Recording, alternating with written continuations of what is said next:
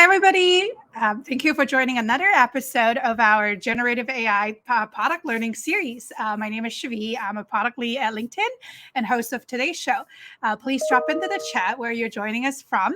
The PM Learning Series, as many of you knew, is a series of live streaming events where we interview industry thought leaders and product practitioners to share their product building journeys as well as lessons learned along the way to inspire current and aspiring product builders like you to level up your product game.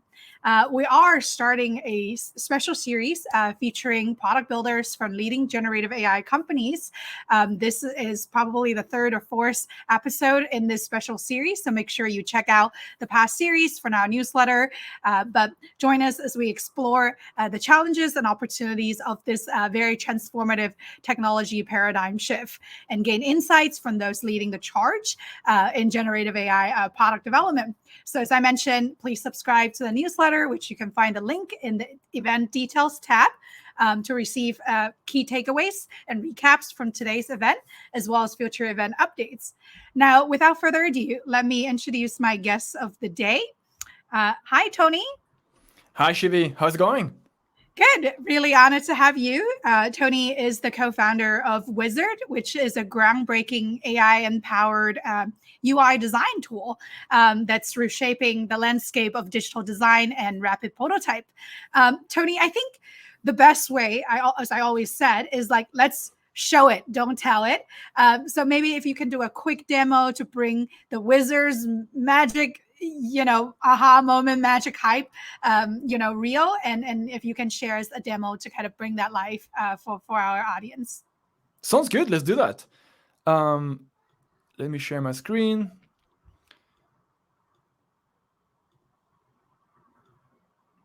And here we are. So as you mentioned, Uizard is a design tool, basically with AI-powered features. And typically, we are empowering product teams to take the ideas to life much faster than other traditional tools by leveraging AI to make the transition and journey from 0 to 1 much faster. So to give you an example here, you can actually use something called Auto Designer, which we've built to generate your project if you don't want to start from scratch or from a template. I don't mean to put you on the spot, Shivi, but do you have a cool idea of an app or web app or whatever to create? Yeah, let's try. How about like a companion chatbot or something like that? Companion chatbot. You know what? Yeah, companion chatbot to LinkedIn for Silicon Valley startups to connect. And then we can define the style. So it could be, I don't know, you have some cool idea of a style you want to kind of mimic? Maybe or modern, simple. Simple. What else? Polished. Sure. All right, let's go with that. So in the background, we have a lot of different AI models that would basically create different screens, different layouts, fill those screens with content, images, illustrations, and then finally create like a style, a theme for the app based on the user input. And our customers really like this because typically they are product managers, product teams. They're not like trained designers, but they are typically the one understanding the customer's intent really well. And so it gives them like a way to start a project or an iteration on the existing product without having to spend 2 weeks trying to figure out how to use a very complex design tool. So after a few seconds, there we go. Now we have our... Wow. Oh, it's called LinkedBot, which is a cool name. So yeah, we got as I mentioned, a few illustration, different screens being generated, and then we can customize everything. We can change the style of absolutely all the components, change the colors. Really, like at this point in time, we are left in a very easy to use drag and drop editor where we can change things as we like. And if we're not happy with what we got, we can if we want to make modifications, we can always use the rest of the AI assistant feature to basically do this. So maybe here we want to make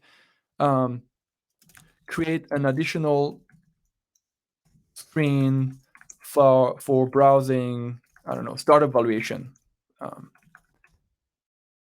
again, here you get an AI to create this in the background while maybe you want to go and modify things in the meantime.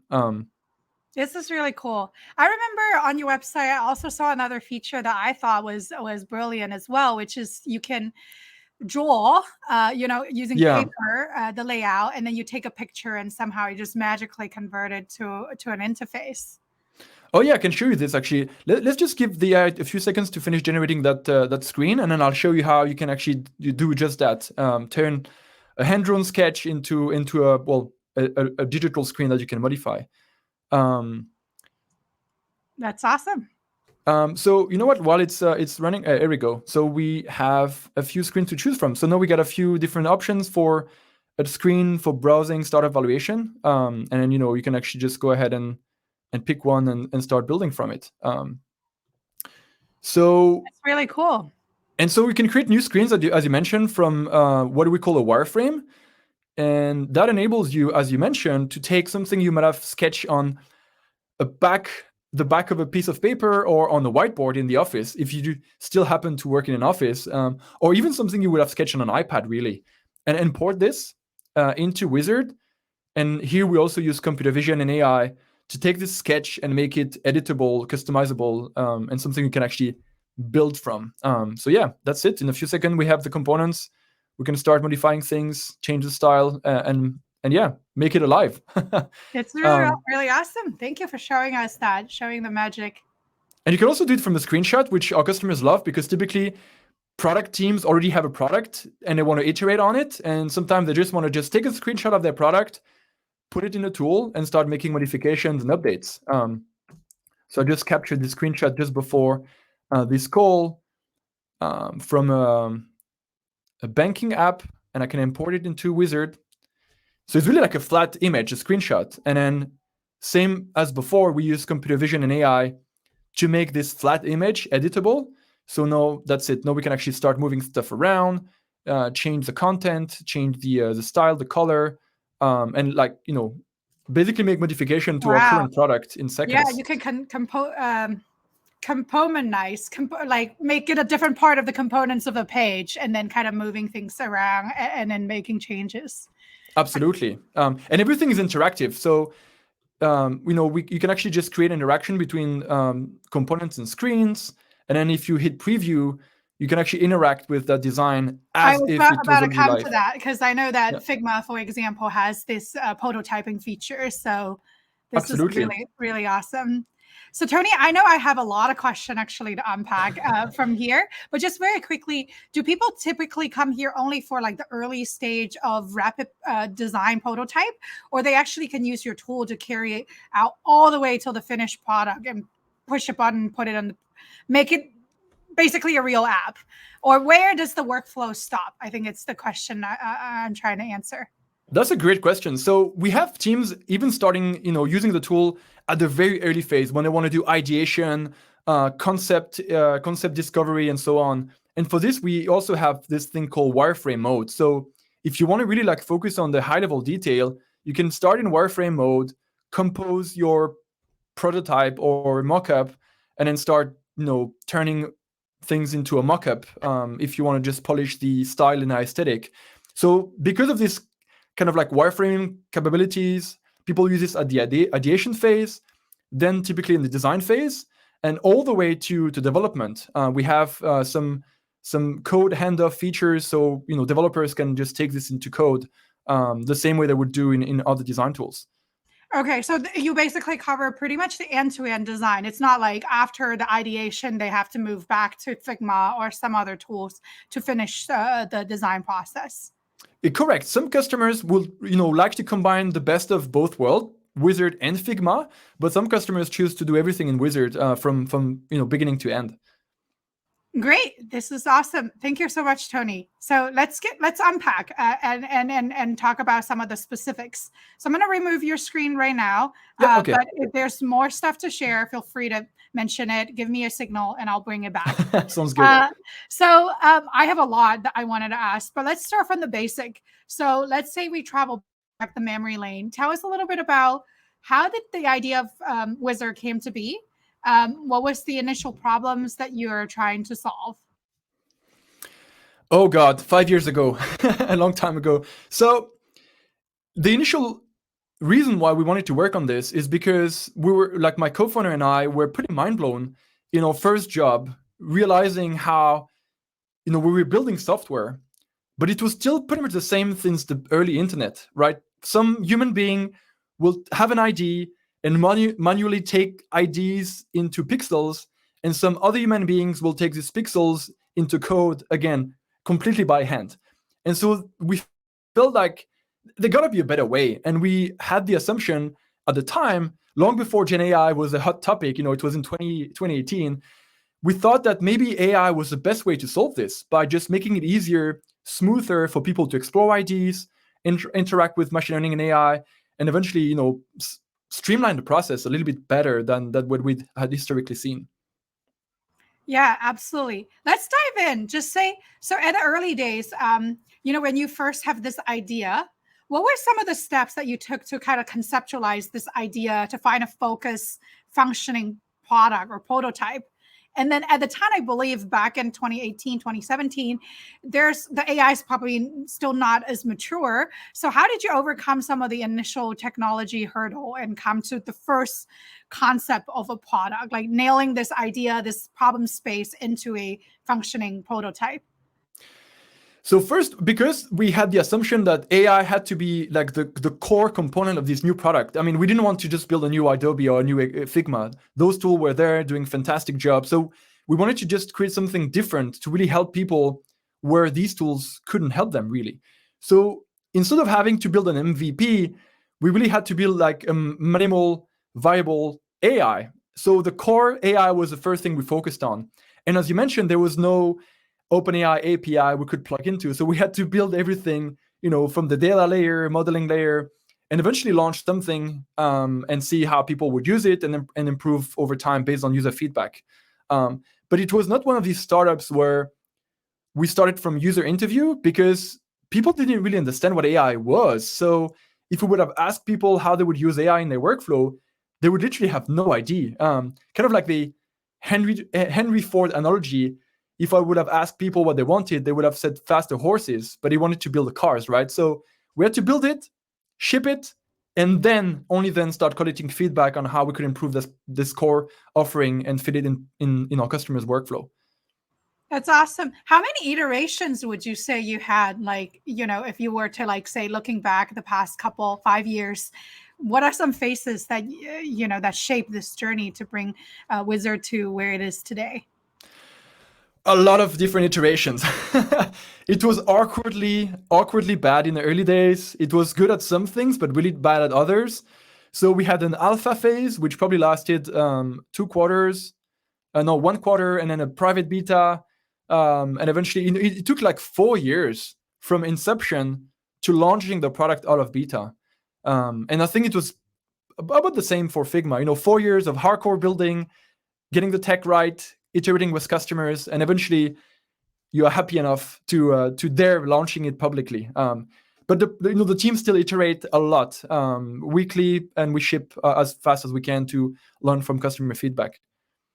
Absolutely. It's good to hear about some of how long it takes. Sometimes it does take a long time to get to a good enough product to bring to the world. I'm curious about one of the design, obviously you're a design tool. So some of the design principles, especially around generative AI and the creative professionals, right? How do you balance this is so easy to use, this is actually amplifying human creativity, not so much like replacing them, and this is so cool that PMs don't need to work with designers anymore. So how do you balance what to bring out and how to amplify human creativity? Well, first, on the first point, I mean, we still strongly believe that there is a room for designers. That's something that sometimes people assume that we want to replace them. But the truth is, when customers use our tool, is often because they want to have a better way to communicate with the design team. So ultimately, the PM might know the customer's needs better, the business needs better. and a designer is just the best at bringing these things to life and in a way that people can interact with. So these two are not replacing each other. They are probably complementary the way we see it. But so in terms of design principle, there are a few things that we learned the hard way by launching this product. And this one is obvious today, but AI will always do mistakes. It doesn't matter how impressive it's become. There will always be things that are not really accurate or imprecise. And so providing the users the ability to always modify the output is really critical, right? Human in the loop, kind of like AI design principle.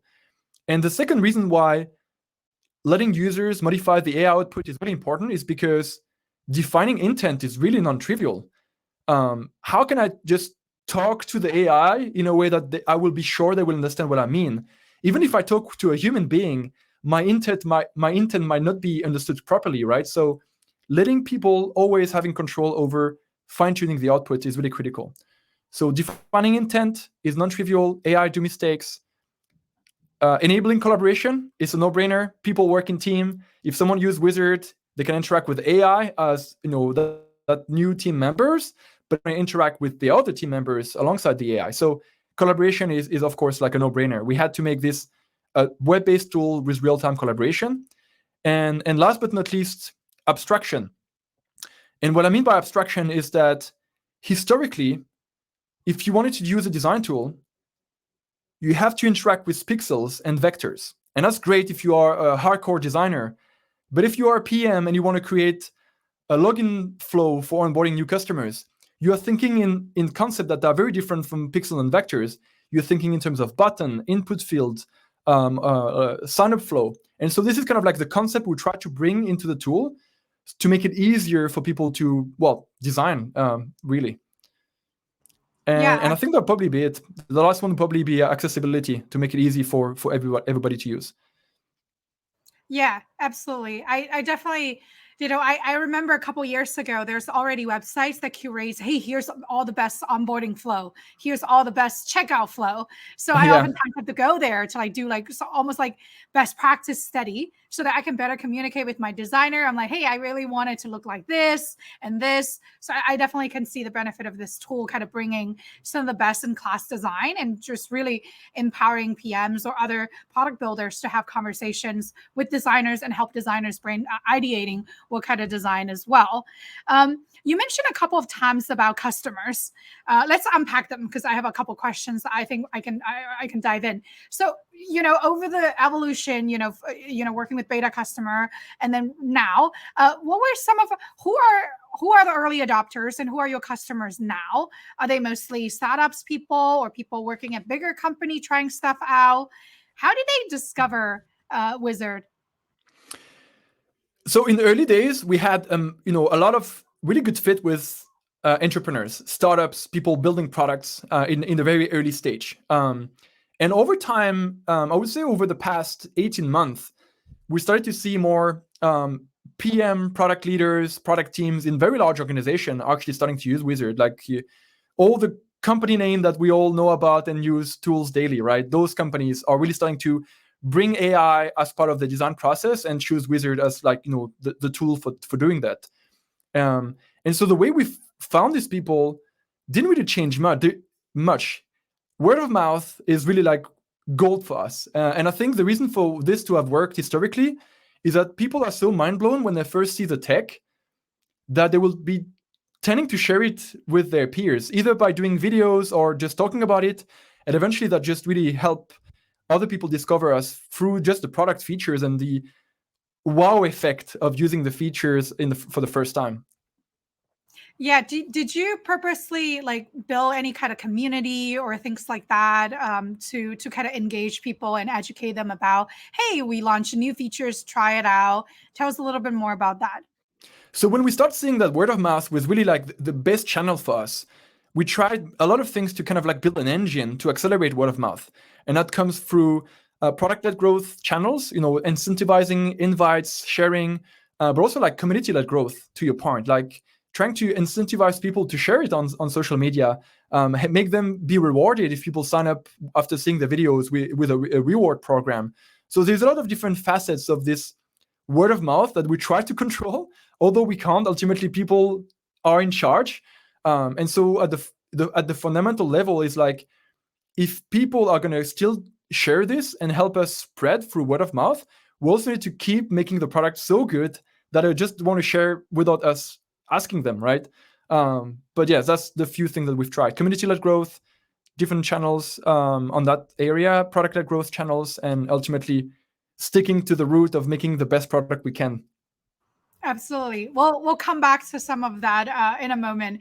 But speaking of like taking feedbacks and iterating with users, how had those sort of earlier user feedback shape kind of the evolution of Uizard? It's a pretty hard AI problem, as you said. Like, what were some of the surprising insight you would say? I know that you mentioned some of it, like AI sometimes hallucinate, they don't understand intent. Yeah. Was there anything else that were surprising as you worked with customer, or how does that change, I guess, for like you mentioned early days is mostly entrepreneurs maybe trying out different ideas. Right now it's switched to more like bigger companies, PMs trying out. Were there like different insights and that you find them surprising? Well, I would say that the most surprising things to us is really like how rapid people were at integrating AI as part of their workflow. Even though people in the beginning was telling us this is never going to work, people will never integrate this like edgy tech into the workflow because of all the things that AI can do. Like, as you mentioned, it hallucinates. It can sometimes misinterpret what you're saying. But the way we look at these things is that for creative application, it's not a bug, it's a feature. Because ultimately people want to use AI because they want to innovate more. They want to see something that's different than their, bubble can enable them to find themselves. So in a way, those limitation of AI is really serving our customers, actually. But ultimately, one thing that really surprised us is that some features were not used and we had to kill them. And as a founder, it's painful. You spend maybe a few quarters building out the core features based on feedback. You think this is what people want, and then you launch it, and this is not what they want at all. Do you have an example, if you don't mind sharing? Of course, I do have an example. And in the early days, we also had built an AI models to generate code. So we were even more trying to help people bridge the developer side of product building.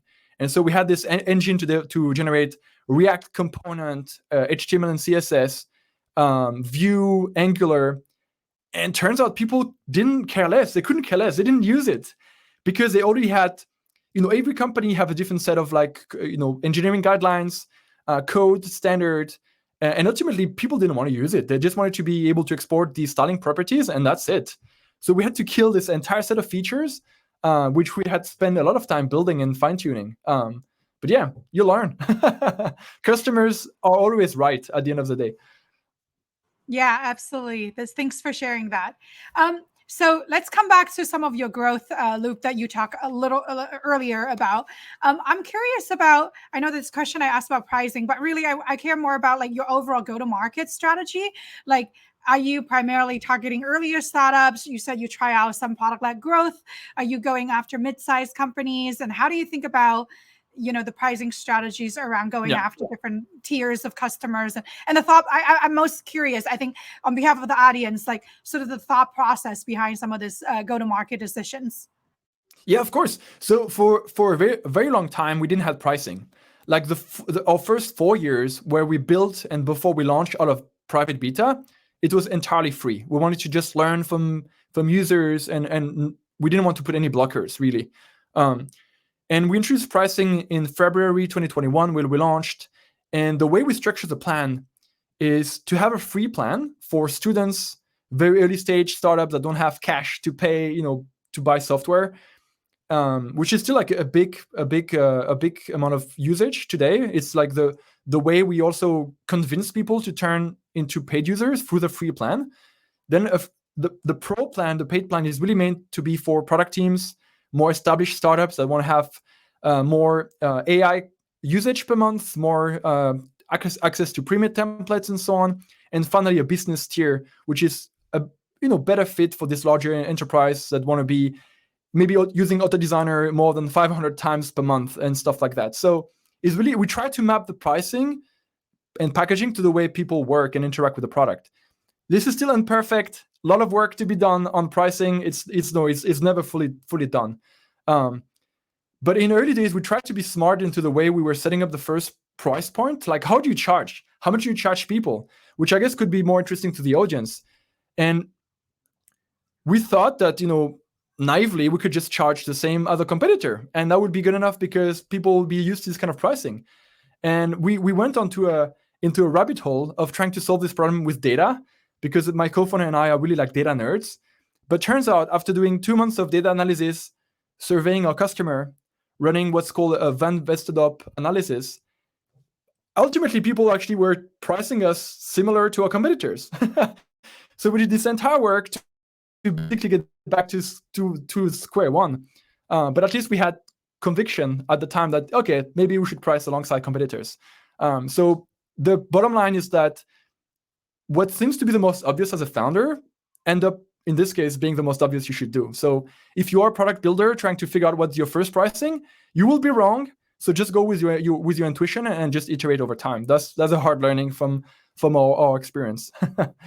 Yeah, definitely. It's funny how you mentioned about like you kind of trying to adopt like the best practice, doing surveys, doing the, like the 5-tier, like, questions. And then eventually I think competitor is a good signal. Are you charged right now based on usage or based on seats, like a subscription plan they can use however much they want? So there is a seat model. So only creators need to have a paid seat. If you are a viewer, so for example, you just want to comment on the design or want to get access to the code, this is entirely free. You can have as many seats as you want to collaborate. So it's seat based, but also volume based. So if you want to use the AI features heavily, you will have a lot more calls per month on the business plan compared to the pro plan. So again, we're really trying to map this tier to the way the companies people work in and the amount of usage they expect from the tool. That's smart. And you mentioned a couple of times about how you would look up to the competitor in order to figure out the pricing, and that's obvious things to do. And eventually, that's what you guys did. Let's talk about the competitive landscape, because it's being talked a lot about. I think that, incumbents are starting incorporating a lot of the generative AI capabilities. Yeah. And then, for especially text-based apps, I'm curious about the visual-based apps too, but like a lot of them are GPT wrappers, right? Like in that space, it's becoming more and more commoditized. So how do Uizard position yourself, in this competitive landscape? And do you worry that existing giants like Adobe, Figma, Canva start, incorporating some of these capabilities? So tell us more about your thought process in this. Yeah, of course. So actually, Canva is doing a fantastic job at this. They were, super fast to jump on the Gen AI wagon and really help their customers. But ultimately, the way we look at it is that if you look at it from a technical standpoint, even though there is a lot of great things that anybody can do really easily with OpenAI today, it's really not specialized for design. It's really it's a general purpose text AI, and that's great. But in our use case, I think we'll benefit still for a long time from the fact that we've built this tech from day one, before there was any API we could call, and really like try to really focus on the vertical specific AI, best-in-class vertical specific AI for design. And that means that we still, I believe, have the first mover advantage of having built this foundation, and this foundational model improve over time. Because we get more and more customers, more and more usage over time, is ultimately going to get harder and harder for someone else to just kind of duplicate some of these models. But of course, we supplement what we've built with OpenAI, with all the other models, to just make the best of both worlds and create the best value to our customer. And at the end of the day, I think the difference with some of the companies you mentioned, Figma, Adobe, is that these tools are really made for designers, and they are fantastic at serving designers. And the needs we try to fill is the people that so far hasn't been served by their tool, which is the product manager, business stakeholders, and people that knows the business needs. They know how to shape the product on a high level and want to have a way to collaborate with the product teams and design teams a bit more efficiently. So until these companies branch out and serve the same customers, we won't really consider them like direct competitors. until then. Definitely. Do you find it hard to incorporate different type of models? Because I know, for example, in the graphic space, maybe Stable Diffusion is another model that a lot, like open source, like a lot of people talked about. So is the tech stack kind of evolving to incorporate the best of different models and coming together? How does that work? Tell us a little bit more. Yeah, so we actually, talking about Stable Diffusion, we do have a fine-tuned version of Stable Diffusion that is being used for some of the illustration that are generated by Auto Designer that we've seen in a demo earlier. So we really try to combine the best of both worlds, really, and serve our customers with whatever is the best in class. Yeah, definitely. I think you mentioned a little bit about this before, but I want to ask this question openly as well, because this is one of the most asked, I think, like VC question nowadays with generative AI startup, is the notion around defensibility and moats. Earlier, you mentioned about like owning that foundational tech, training, fine tuning the data, being specialized in a vertical in design. Are there other stuff that you are doing to kind of make yourself more defensible for long-term business sustainability? Well, ultimately, specialization of the AI stack is by far what we see as the best mode from a technical standpoint, right?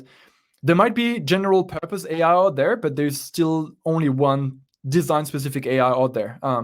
And so in this AI kind of front, we have the mode at the data layer, because we have unique data. We have a lot of customers wanting to share their data with us so we can keep training and fine-tuning the models.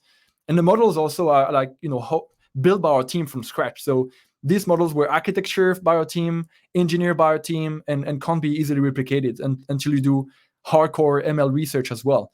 And then ultimately, as I mentioned, at the application layer, I'm pretty happy that we've been able to create this flexibility to enable to plug and play any of the third-party models, whether it's Stable Diffusion, OpenAI, Claude, or any other best-in-class vertical focus models.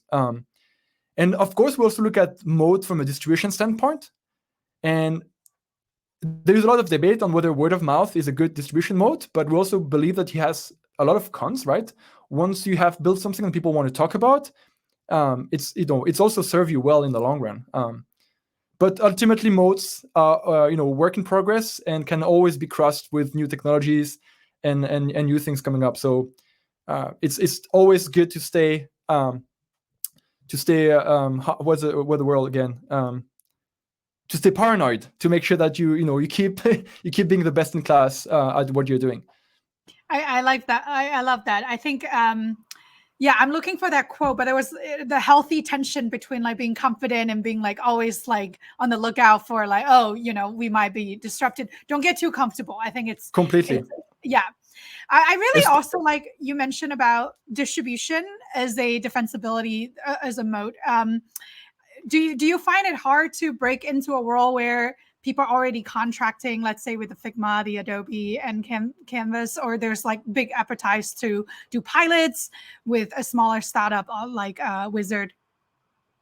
Well, ultimately, once again, I think Figma is just amazing at serving designers, right? And they own this niche, and this is not really a place where we want to be. We want to make sure that we build the best product in class for product managers, product builders, founders, and ultimately, these type of users are not necessarily doing the same type of things that Figma users will do. So it's not so far has come up as something that we need to focus on, much more than we would otherwise. Yeah. Let's switch gears and talk a little bit about future, since we have been talking about the evolution from the past to the present. I know the other day I was interviewing the co-founder for Copy AI, and I asked, hey, what would you see the future in 3 to 5 years? And then the joke was 3 to 5 years is a long time in the world of AI.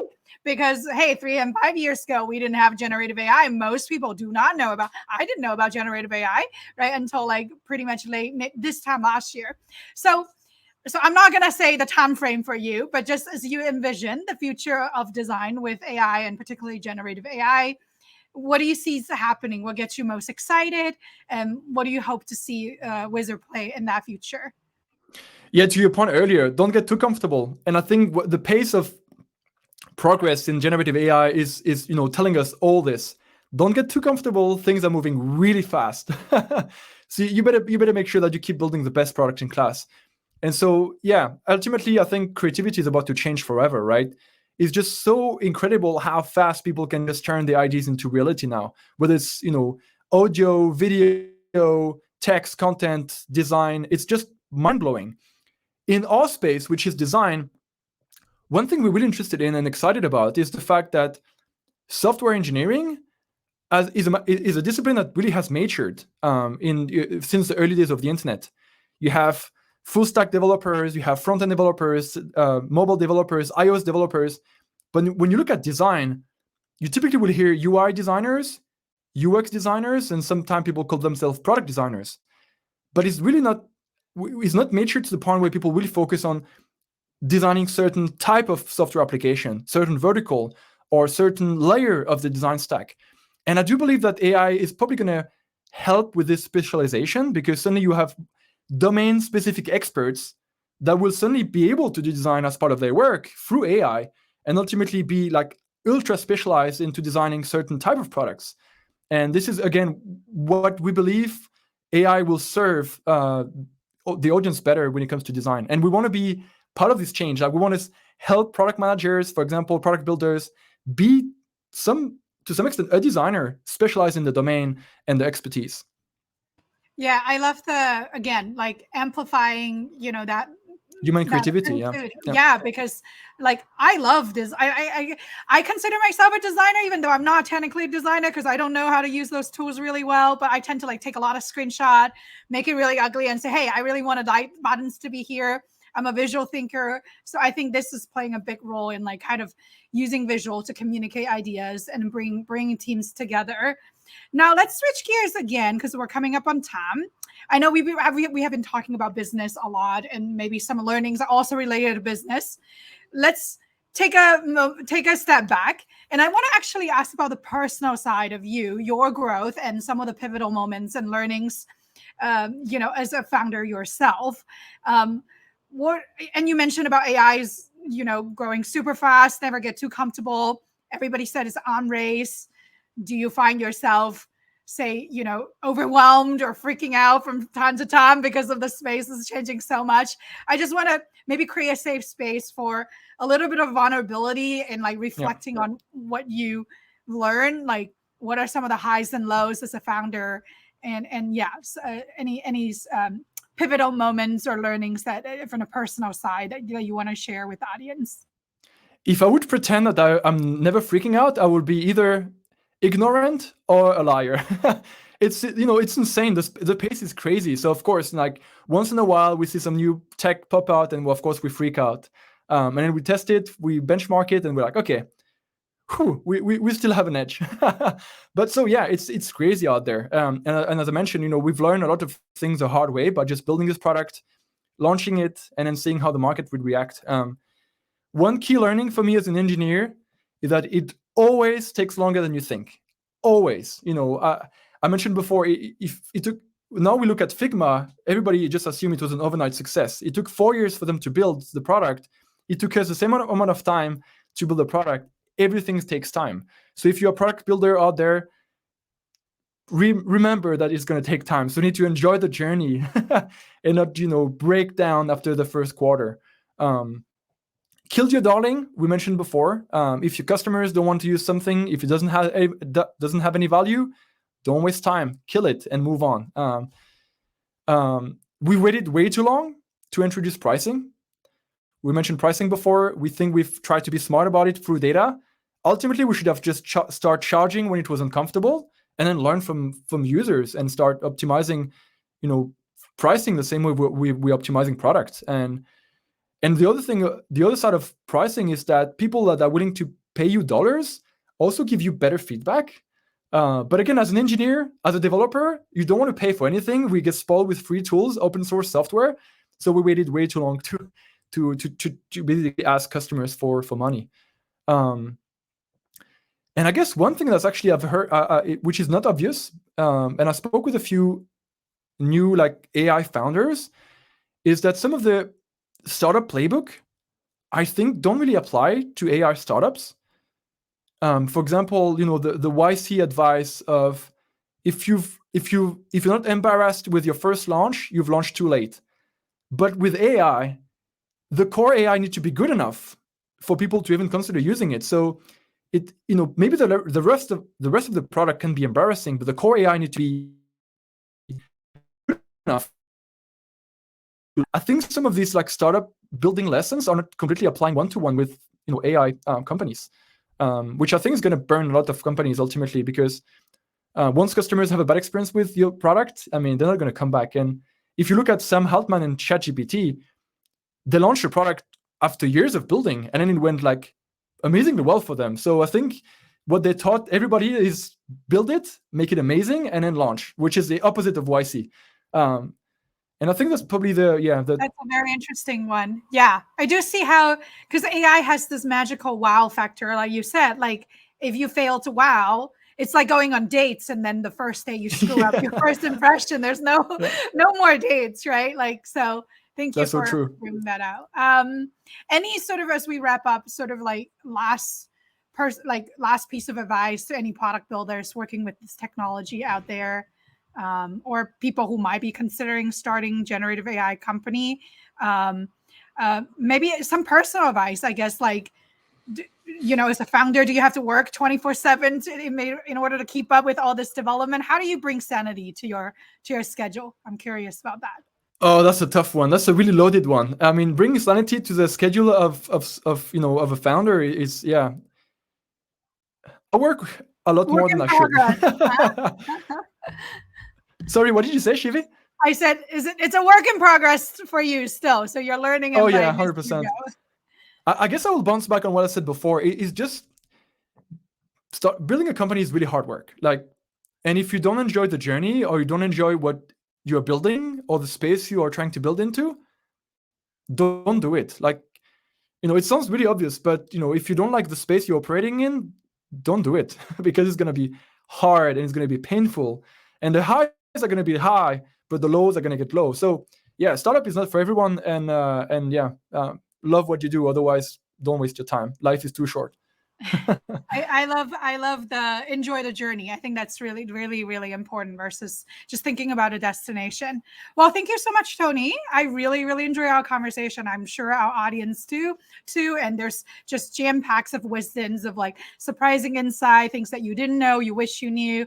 And so love this. I will, again, folks who are watching us live right now, make sure you subscribe to our newsletter in the event details tab.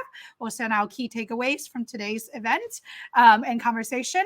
And Tony, any sort of resources you want to share with the community, I'm happy to incorporate them in the newsletter and share it out as well. And without further ado, thank you so much again. I hope to see many of you, audience, in future Gen AI product conversations. And thanks again, Tony, for joining us. Thank you for having me, Shivi. I can maybe share, we wrote a blog post detailing how we did our pricing data model. So maybe it would be helpful to some folks out there. But thank you for having me. It was fun. Thank you. Thank you so much, folks. If you're product builders out there, make sure you try Uizard to, ideate on your ideas and bring it life to improve your conversation with your designer. And thank you so much again, Tony. Really honored to have you. Bye.